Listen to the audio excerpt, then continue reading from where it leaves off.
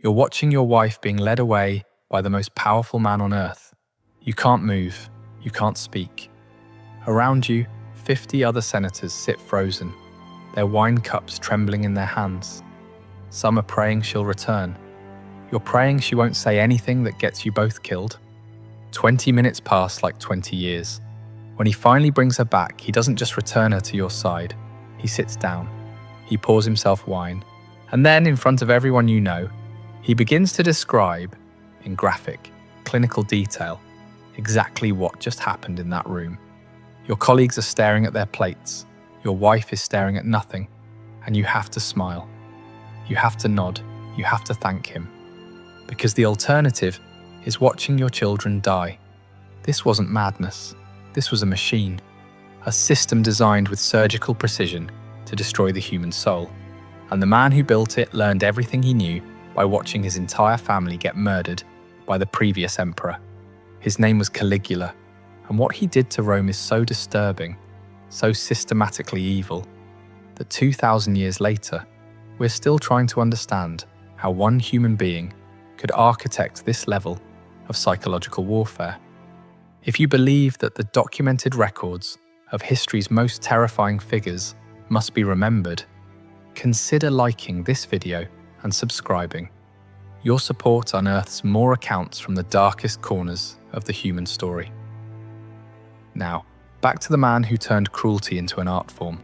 Stay with me, because what you're about to hear gets worse, much worse. And the most terrifying part isn't what he did, it's that the system he built outlived him. Before I show you the 5 acts of Caligula's terror machine, you need to understand something crucial. He wasn't born evil, he was manufactured, and the process started when he was 7 years old. Picture this. The year is 14 AD. A little boy, maybe 6 or 7, is running through a Roman military camp. He's wearing a miniature legionnaire uniform, complete with tiny armor and little red boots. The soldiers, battle-hardened men who've conquered half the known world, are laughing, picking him up, tossing him in the air. They call him Caligula, Little Boots. He's the son of Germanicus, Rome's greatest general since Julius Caesar himself. The soldiers worship his father, and they adore this kid. He's their mascot, their good luck charm. Everywhere Germanicus goes, little Caligula follows, and the men genuinely believe this child brings them victory. This boy is growing up thinking he's invincible, loved, protected by the most powerful army on earth. He has no idea what's coming.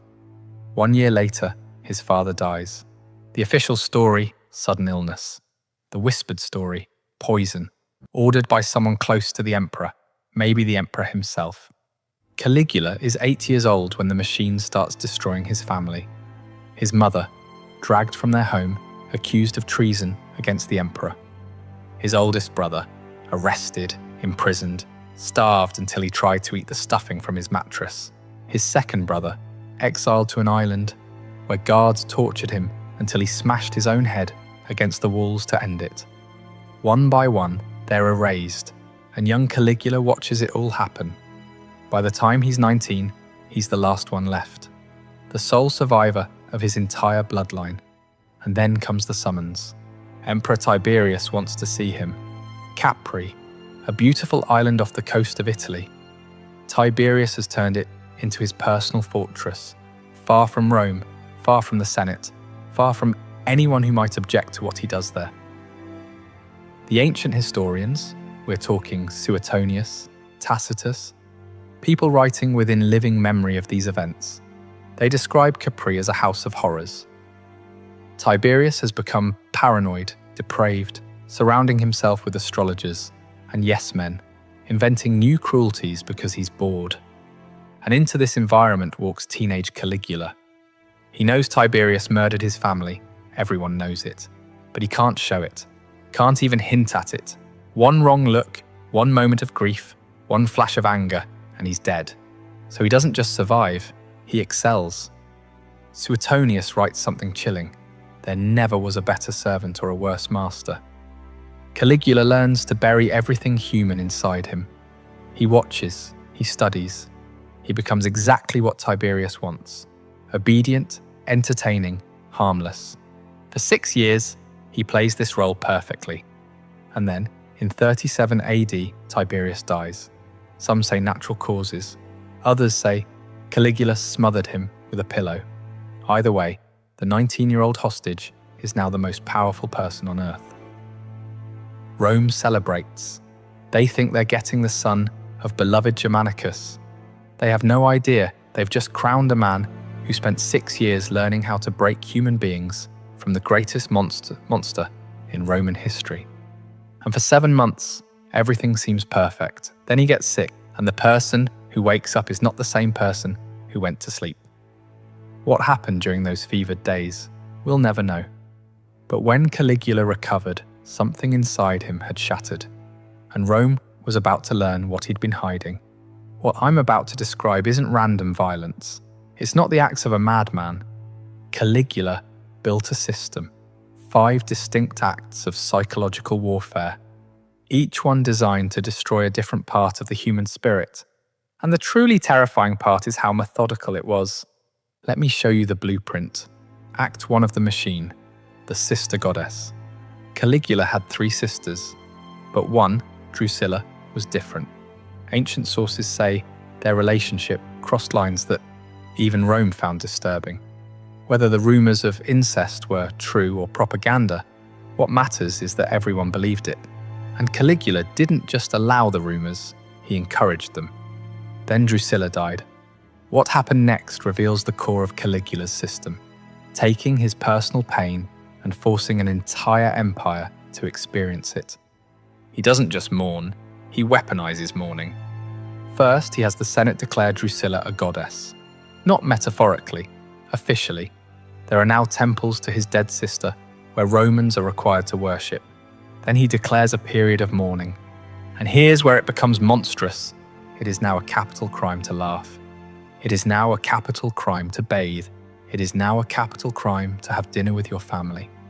Read that again.